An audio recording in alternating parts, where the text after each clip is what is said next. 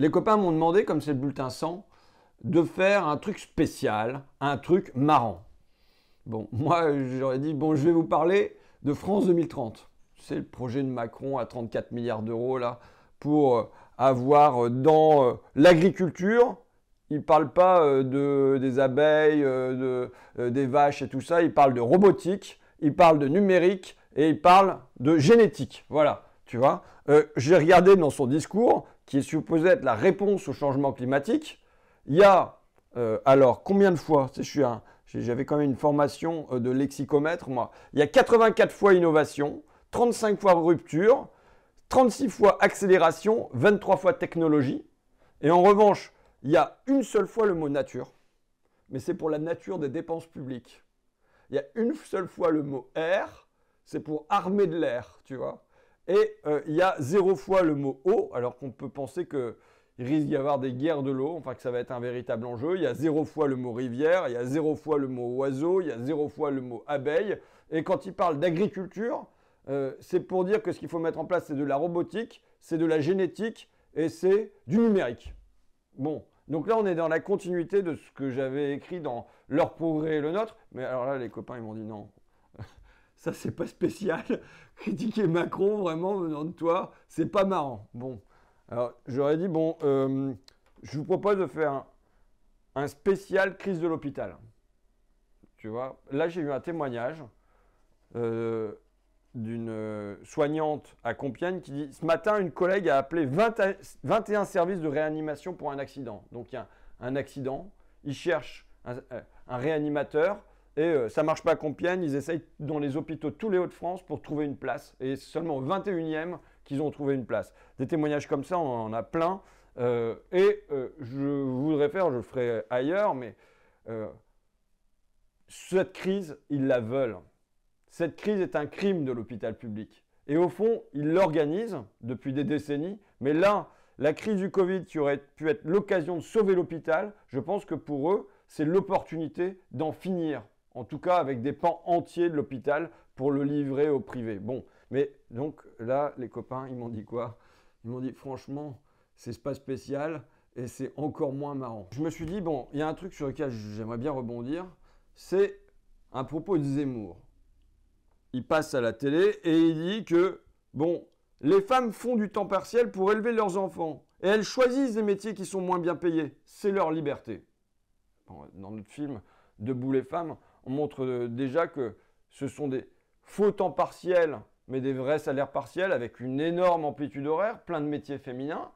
C'est d'ailleurs le rapport RL, il dit la même chose. Hein, et il dit que ce sont en général des temps partiels contraints et non des temps partiels choisis. Mais surtout, cette expression, c'est leur liberté. Je veux dire, c'est vraiment le reflet d'une idéologie. C'est la liberté du renard dans le poulailler, quoi. La liberté d'aller bouffer toutes les poules, et les poules, elles sont libres de se faire bouffer. Mais je pense que ça reflète une idéologie, mais ça reflète pire. C'est qu'il appartient pleinement à la bourgeoisie, quoi. Il est dans le showbiz depuis des décennies, et il ne sait plus comment vivent les gens. Il se donne des airs populistes comme ça sur l'immigration, mais en vérité, comment respire le pays, il l'ignore aujourd'hui. Bon, mais là, les copains m'ont dit quoi? Ils m'ont dit, écoute, parler de Zemmour par les temps qui courent, c'est pas vraiment original, ça n'a rien de spécial, c'est pas marrant. Bon, j'en avais marre que vous me répondiez à chaque fois, c'est pas spécial, c'est pas assez marrant, bah qu'est-ce que vous voulez? Et là, vous m'avez demandé de faire mon ancien combattant. J'aime pas ça. Bon, mais comme il y a le bulletin numéro 100, que c'est le fakir numéro 100, qui revient sur les premières années du Canard, il y a maintenant 22 ans, en 1999, je vais raconter le premier numéro du journal. Attends, où est-ce qu'il est? C'est ça, le premier numéro du journal, tu vois. Je vais raconter, tu vois déjà comment ça s'ouvre. Ça s'ouvre pas comme un journal normal, ça s'ouvre comme un calendrier. Je vais expliquer pourquoi politiquement on a fait le choix que ça s'ouvre comme un calendrier. Voilà, la naissance de la start-up Fakir. Avec mon rôle d'auto-entrepreneur. Alors, D'abord, qui je suis à l'époque? Je suis un étudiant en fac de lettres à Amiens et qui suis déprimé, qui suis isolé et très timide. En même temps, j'ai eu la chance d'accompagner un copain ultra-libéral biélorusse, Andrei. C'était l'époque de la thérapie de choc. Donc, Helsinki faisait ça en Russie et lui, il considérait que en Biélorussie, il fallait faire pareil, fallait licencier tous les ouvriers et puis qu'après, on verrait bien ce qui se passerait, quoi. Bon, mais c'était mon pote quand même. Et donc, je l'avais accompagné en Biélorussie pour un voyage. Et puis, ça m'avait plu d'aller rencontrer des gens. J'avais écrit un bouquin ensuite à partir des témoignages recueillis. Et je me suis dit, tiens, journaliste, pourquoi pas, c'est intéressant. Puis après, j'avais passé un an aux États-Unis avec un partenariat entre la fac de Picardie et l'université du Texas. Et j'avais fait prof là-bas. Et du coup, j'en étais revenu avec 10 000 $ d'économie, mais surtout avec plus de confiance en moi. C'est pour ça que c'est vachement important. Enfin, moi, je comprends toujours les gens qui n'ont pas confiance en eux, quoi. Où il y a quelque chose de brisé à construire et ça ne va pas de soi d'avoir confiance en soi, de se dire qu'on peut mener à bien des projets, qu'on peut faire des choses dans l'existence, qu'on a une valeur sur cette terre. Bon, enfin bref. Donc je reviens ici et cette idée qui me trottait quand même dans la tête depuis des années de faire un journal, là je me dis je vais essayer vraiment, quoi. J'ai assez confiance en moi pour essayer vraiment. Donc c'est monté sous forme associative, mais la vérité, c'est qu'au départ, c'est vraiment une entreprise individuelle, quoi. Andrei avait lancé un journal en français à Minsk, qui s'appelait Le Petit Prince. Mais à Minsk, Biélorussie, il avait lancé un journal en français, donc c'était chapeau, quoi. Et j'avais mon cousin Jérôme qui me filait des coups de main. Voilà, l'équipe de départ. Pourquoi je fais un journal? Déjà, je pense que parce que j'ai envie d'intervenir sur la scène publique. Ça aurait pu être, j'aurais préféré d'ailleurs, que ça soit par des romans, par de la littérature. Bon, maintenant, j'arrivais pas à écrire des bons romans, donc voilà. J'aurais peut-être, ça aurait pu être par le théâtre, ça aurait pu être par le cinéma, ça aurait pu être par la politique, mais j'étais quand même un révolté. J'ai dit tout à l'heure, j'ai mis révolté ou pas? Ah, mais attends, faut pas oublier révolté. Il me poussait des boutons, tellement j'étais en colère contre le monde, quelque part. Donc, on est à une époque aussi où la gauche est en voie de blairisation. C'est Blair, Schroeder, Jospin au milieu, et il va lancer une campagne dans laquelle il ne va pas prononcer le mot ouvrier. Et on est dans ce temps-là où moi, ici en Picardie, je vois par exemple la boîte Yoplait qui est délocalisée, et je me souviens de cette une du journal des Amiénois, donc qui est la gazette municipale distribuée dans toutes les boîtes à lettres, qui titrait sur Amiens, un carnaval fou et gratuit. Tu vois, la semaine, et il n'y a pas un mot à l'intérieur sur Yoplait qui ferme. Et on est dans ce temps où finalement les fermetures d'usines, les ouvriers, tout ça c'est du passé. Et bah voilà, le monde change, ça se mondialise, c'est bien normal. Et voilà, je suis en révolte contre ça. Je suis en révolte aussi sur les poules en batterie. Tu vois, c'est un truc qui les élevages industriels. Comment on peut traiter du vivant comme ça, quoi. Donc, bon, voilà. Donc, j'ai des sources de révolte et j'ai besoin de construire un canal d'expression pour ça. Exprimer, c'est un verbe que j'adore. Exprimer, ça veut dire pousser dehors, tu vois. Et donc, je pense que j'avais tout ça qui était à l'intérieur, qui poussait par des boutons. Bah, valait mieux que ça pousse par quelque chose de verbal, par de l'expression, quoi. Et donc, je décide de lancer ce canard, Fakir. Pourquoi Fakir? Ce qu'il y a de pire dans le journal, c'est le titre, parce qu'on croirait le journal du Bangladesh, quoi, avec un titre comme ça. Mais c'était au départ l'association FAC'-IRE, c'est-à-dire la colère de la fac, puisque j'étais en colère. IR, c'est la colère en latin, et à la fac. Donc voilà. Et puis ça permettait des tas de jeux de mots, le journal qui ne marche pas entre les clous, et ainsi de suite. Bon. Mes premiers papiers. Je fais une première enquête sur les apprentis de la restauration. Je tiens à signaler que je suis super bien accueilli, à la fois dans le lycée hôtelier privé, qui est le lycée Saint-Martin à Amiens, et dans le lycée hôtelier public, qui est là où toi. Je suis très bien accueilli par les profs, qui me font rencontrer les jeunes lycéens, qui ont été stagiaires, qui ont été apprentis, qui sont dans les restaurants Picard ou qui sont allés jusqu'en Suisse et qui ont des tas d'histoires à me raconter. Je le signale, je me souviens plus des noms de ces profs, mais ce premier accueil, tu vois, où on ne te répond pas non, est-ce que vous pouvez m'envoyer un CV ou des tas de choses comme ça, mais juste on t'accueille et on te permet de rencontrer les gamins, et ben moi, ça a été ah bon, on peut me parler, j'arrive à interroger les gens. Enfin, pour moi qui était quand même, je le rappelle, très très très timide, quoi. Il fallait que j'ai beaucoup d'envie pour franchir la timidité et que j'aille vers les autres comme ça. Et je fais un autre papier dans le premier numéro, enfin j'en fais plein d'autres, mais il y en a un sur le zoo d'Amiens. Il y avait eu un papier dans le journal des Amiénois sur Sandrine l'éléphante tend sa trompe aux enfants comme en signe de bienvenue. Tu vois. Et c'était la réouverture du zoo, c'était super festif. Et moi, je vais là-bas et je demande à rencontrer l'équipe du zoo et je leur demande si, comme c'est écrit dans le journal, c'est vraiment la nature, c'est vraiment authentique, c'est vraiment la liberté, c'est vraiment l'harmonie, c'est vraiment une aventure. Et ce qu'ils me répondent, c'est non, un zoo, ça reste un zoo. Il y a 7 hectares, 70 espèces. Forcément, les animaux sont dans des enclos plutôt étroits. L'animal n'est pas heureux d'être là, mais bon, voilà, c'est comme ça. Et il y a le soigneur qui me raconte que non, Sandrine, l'éléphante, elle est tellement folle, à force d'être enfermée, elle a des tas de tics, elle tourne dans tous les sens, que pour la soigner, il est obligé de tirer. Il ne peut pas rentrer dans l'enclos parce qu'elle a déjà essayé de le tuer une fois. Il est obligé de tirer de loin avec un fusil pour l'endormir avec des seringues hypodermiques. Ouais, je ne sais plus trop. Enfin bon. Et voilà, une fois, elle a failli rentrer bousiller l'enclos et elle fait très peur aux enfants. Tu vois. Donc bon. Et donc je suis allé retrouver le gars qui a écrit l'article pour le journal des Amiénois. On lui dit mais comment vous pouvez écrire des choses pareilles?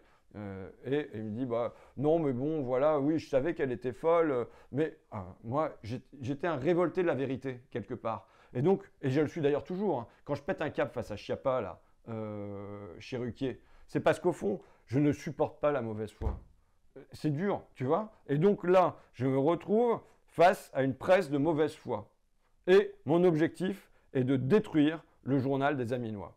On peut dire que 20 ans plus tard, c'est un échec, parce qu'il est toujours là et bien là, tu vois. Maintenant, ce que je dis, c'est que un échec, ça mène quand même à réussir plein de choses qu'on n'avait pas prévues. Mais donc, quand même, au passage, dans notre long échec, on a quand même réussi des trucs qui étaient pas prévus. Donc, voilà ce qu'on met dans le... Donc, c'est un journal d'enquête sociale. On va rencontrer les gens. Et l'objectif, c'est de donner au maximum la parole aux classes populaires, on va dire. Bon. Donc, que la gauche abandonnait à l'époque. Maintenant, ça, c'est rien du tout.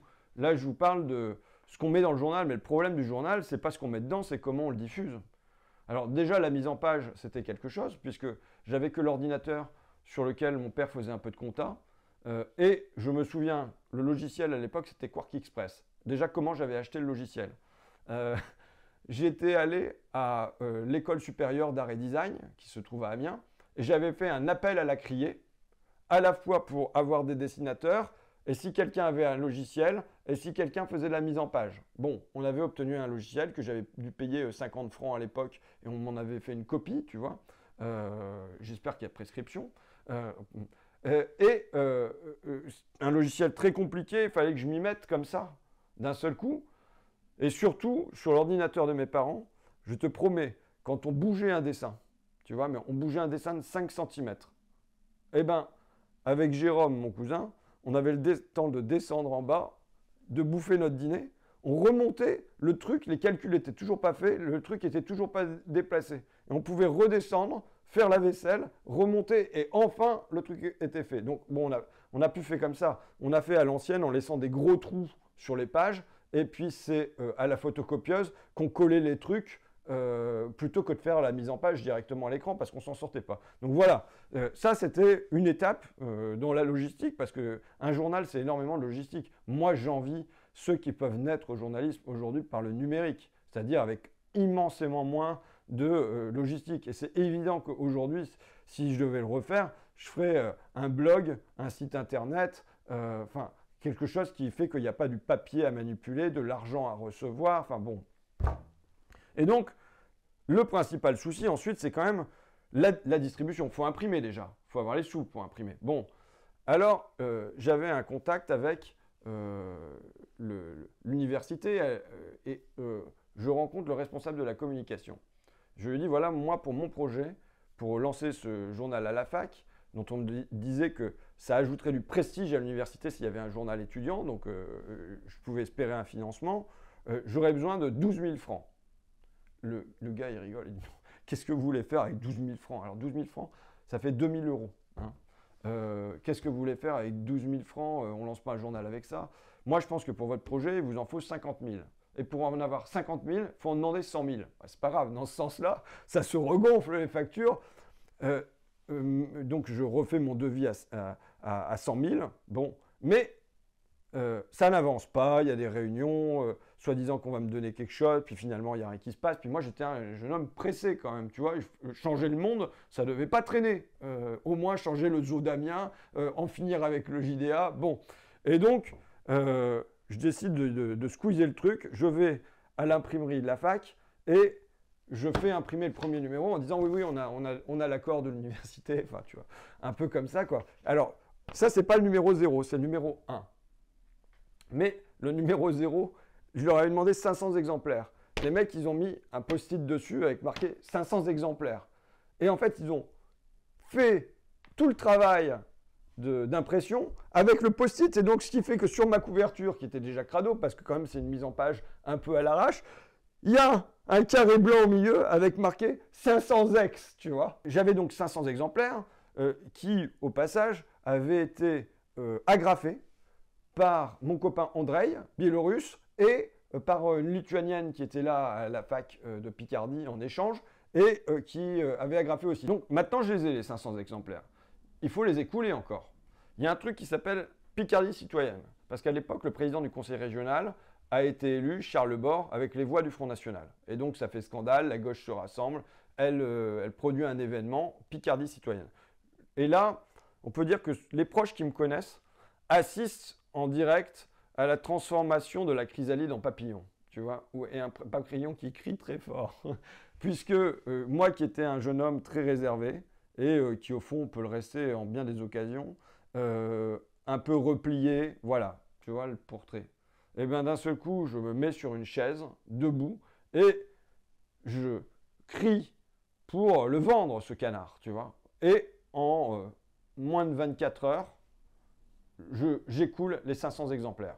On est hyper content. Résultat, on en réimprime 3000. Sur les 3000, il m'en est resté 2700, quoi, tu vois.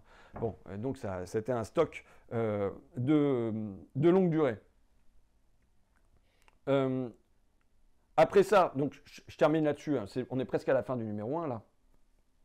Mais, donc j'avais cherché à avoir de l'argent de la pub, mais c'était compliqué. Hein. J'ai eu quelques trucs, j'ai eu un magasin de surf qui m'a pris de la pub, France Bleu Picardie qui m'a pris une pub. Enfin, voilà, j'ai eu 2-3 pubs, mais vraiment, c'était pas énorme. Et donc j'ai arrêté, et c'est pas pour des raisons j'ai pas envie d'être dépendant des petits commerçants du centre-ville. En vérité, c'était pas ça. Hein. C'était juste parce que, franchement, déjà faire un journal, le vendre, en plus aller chercher de la pub, ça faisait beaucoup, quoi. Bon. Je retourne voir le directeur de la communication à l'université en lui disant, bah voilà, j'attends pour les 50 000 francs dont on avait convenu, quoi. Il me dit, votre journal rappelle les plus mauvais temps de la collaboration. Vous êtes presque aussi con que Serge Halimi. D'abord, je lui dis, bah, je vous remercie, je prends ça pour un compliment. Serge Halimi, qui est maintenant directeur du Monde diplomatique, mais qui venait d'écrire Les Nouveaux Chiens de Garde, qui était une critique assez radicale des éditorialistes. Mais bon, donc je lui dis, mais bon, du coup, les 50 000 francs, il a dit, non, vous n'avez pas compris, vous n'aurez rien là. Bon, alors je ne comprends pas, et je dis, mais comment je peux faire pour financer bon, je ne sais pas trop ce qu'il ravode, il part derrière faire une photocopie. Et là, sur son bureau, je vois la carte, le numéro de téléphone du mec qui avait écrit le papier sur le zoo d'Amiens, sur l'éléphant du zoo d'Amiens qui tend sa trompe aux enfants comme un signe de bienvenue et que j'avais complètement démonté dans le journal, tu vois. Donc forcément, ces liens-là, qui sont des liens très forts en local, hein, je vais m'y heurter pendant des années avec des procès en série à la clé. Là, je l'avais en mode carte de visite sur le bureau du gars, tu vois. Et donc, il revient, il me dit, non, non, mais les 50 000 francs, c'est pas la peine d'y compter. Je dis, mais je vais faire comment? Il me dit, moi, dans ma jeunesse, je suis breton, on vendait des crêpes dans les fest-noz. C'est comme ça que vous devriez financer votre journal. Écoute, ça m'a fait marrer. Je me revois encore parce que le campus, il est à l'extérieur de la ville, donc tu as 5 km à faire, pas dans la campagne. Maintenant, en plus, il y a de plus en plus de bâtiments qui se sont construits, mais enfin, et je me revois encore en vélo sur le chemin du retour, en pédalant, en rigolant comme c'est pas possible, et je vais voir ma mère, que tu connais. Et je lui dis, tu sais pas ce qu'il m'a dit? Il m'a dit qu'on devrait vendre des crêpes dans les fest-noz. Ma mère, mais oui, c'est une très bonne idée, on va vendre des crêpes. Bon, on l'a financé autrement, le journal, on l'a financé simplement en le vendant. Enfin, simplement, c'est pas simple du tout. Il y avait un copain qui me filait un coup de main, Alexandre, qui était allé voir le réseau de diffusion locale, donc les NMPP, les messageries Somme Presse, et il avait été reçu par le directeur Christian Soleillant. Je vais donner son nom, tu vas voir. Le gars avait dit, écoutez, moi je vous laisse faire, vous mettez le journal dans les endroits que vous voulez, je vous dirai rien, parce que normalement il y a un monopole. Donc il nous laissait la liberté, mais revenez dans un an, si votre truc a survécu, je vous prends, mais là, je n'ai pas envie qu'on s'embête avec ça. Je suis revenu un an après, puis il m'a été un vrai soutien, parce que voilà, au fond, je pense qu'il y a plein de gens qui m'ont aidé, moins parce qu'ils étaient de gauche, et même il y a plein de gens de gauche qui ont eu des réticences parfois à m'aider, que parce que c'était le petit gars qui n'en veut, quoi, tu vois. Et par exemple, le patron de Chefro, je parlais de lui aussi, Stéphane Lamy, il vient de décéder, ce monsieur. Au départ, il me prend le canard, et puis il me dit, oui, je prends 50%. Je dis, bon, ok, je m'en foutais, moi, c'était pas pour le fric. Je sais même pas si c'était rentable, pas rentable, et puis tout ça, je lui dis, d'accord, pour 50%. Puis, donc voilà, puis bon, je me casse. Et puis il me rappelle le lendemain ou 2 jours plus tard, il me dit, mais tu sais que ton journal, il part là, hein. Je dis, ah bon, bah, est-ce que tu pourrais m'en ramener? J'en ai ramené. On en a vendu jusqu'à 300 chez lui. Lui, il avait lu le journal et puis il trouvait ça finalement sympa ce qu'il y avait à l'intérieur. Mais lui, il le faisait parce qu'il pensait que ça allait lui rapporter de l'argent. Finalement, il l'a fait pour rendre service. Mais finalement, tu sais, même les gens qui raisonnent en termes de marché, est-ce que ça peut nous rapporter de l'argent ou pas nous rapporter de l'argent? Quelque part, ça m'arrange parce que ça avait aidé à lever un certain nombre d'obstacles politiques, sinon, de gens qui avaient un bistrot, mais qui se disaient, ouais, mais si je vends le journal Fakir, là, je vais me brouiller avec la mairie d'Amiens, donc je ne pourrai plus annoncer mes événements dans le journal des Amiénois. Enfin, tu vois, tu as des raisonnements comme ça. Et au moins, le mec qui pensait pognon, ça passait par-dessus ça et tu pouvais négocier avec lui, tu vois, le truc. Bon, enfin. Et donc, on a sauvé le journal comme ça dans un premier temps. Les gens me filaient du pognon juste pour être tranquille, tu vois, juste pour que je les lâche. Il y a un mec, je me souviens, il m'a dit, écoute, s'il y a une nana à poil dans ton journal, je l'achète. Ah, je ne sais pas si je vais la retrouver. Regarde, je lui dis, il y en a une. T'arrives à voir ou pas? Tu vois? Ouais, c'est bon. Et donc, je lui ai vendu le canard parce qu'il y avait une nana à poil dans mon journal. Bon, c'était Adam et Ève, quoi.